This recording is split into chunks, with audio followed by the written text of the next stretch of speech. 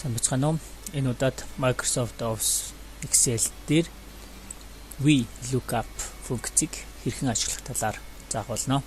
Та ажил цэгийн нэгдээд шинэ мэдээллийг цаг алдахгүй хүлээж аваарай. Excel-ийн чухал функцүүдийн нэг болох VLOOKUP функцийг хэрхэн ашиглахаар заах болно. Энэ нь болохоор тухайн өгдлүүд дундаас өөрт хэрэгтэй мэдээллийг хайж олоход хэрэгэлдэг функц байгаа. Жишээ олгоод дараах өгдлийг бэлдсэн байгаа. Жин регистрийн дугаар овг нэр нас хүс хаяг гэсэн өгдлүүдийг оруулсан хэмэл өгдлүүдийг бэлдсэн байгаа. За VLOOKUP функц нь хайх функц гэдгийг түрүүн хэлсэн. Тэгэхээр энэ чинь нь хайх регистрийн дугаарыг бичиж өгөх юм бол энэ чинь бичиж өгсөн регистрийн дугаархан хүнийхэн овг нэр нас хүс хаяг нь болохоор энэ нүдэд тус гарахаар ийм жишээ Excel-ийн файлыг хийж үзүүлье.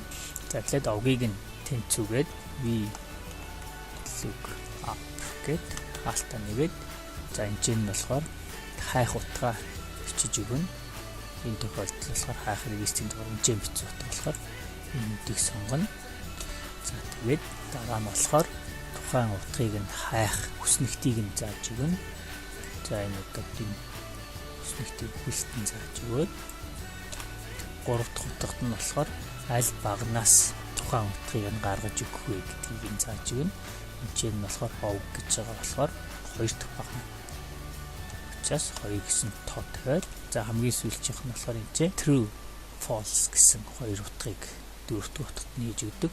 За энэ чинь болохоор яг таарсан утгыг нь хайж байгаа болохоор false гэдэг утга оруулаад өгөхөд болно. За энэ хамгийн сүүлд нь болохоор false гэж оруулж өгөөд тэгээ окей дээр. За тэгээд жишээ болгоо шууд утгыг нь оруулж үзүүлье. За хамгийн эхнийх нь болох окей.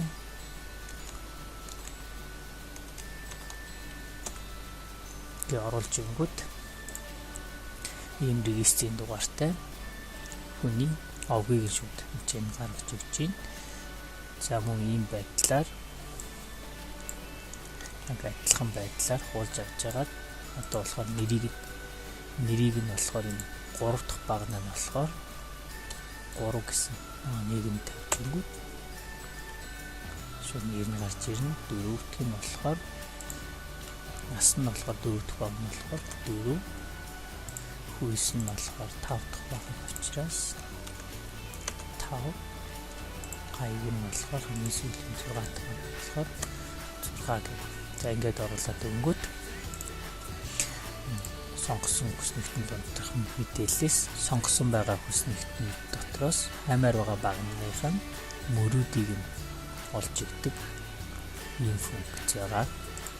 За мөн энэ ч байгаа регистрийн дугаарыг нь өөрчлөөд өгөх юм бол тэнд нь таарсан хүнийхэн мэдээллүүдийг олоод өгнө гэсэн үг. Ингэж хэрэгэлдэг функц байгаа.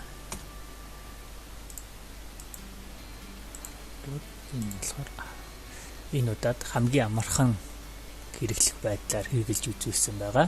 Үүнчлэн маш олон янзаар VLOOKUP функцийг хэрэглэх боломжтой. Анхаарал тавьсанд баярлалаа. Танд манай бичлэг таалагдсан бол лайк болон шеэр хийж өгөөрэй. Манай IT сегментээ нэгдээд шинэ мэдээллийг цаг алдахгүй хүлээж аваарай. Танд ямар нэгэн асуух зүйл гарвал бидэнд хандаарай.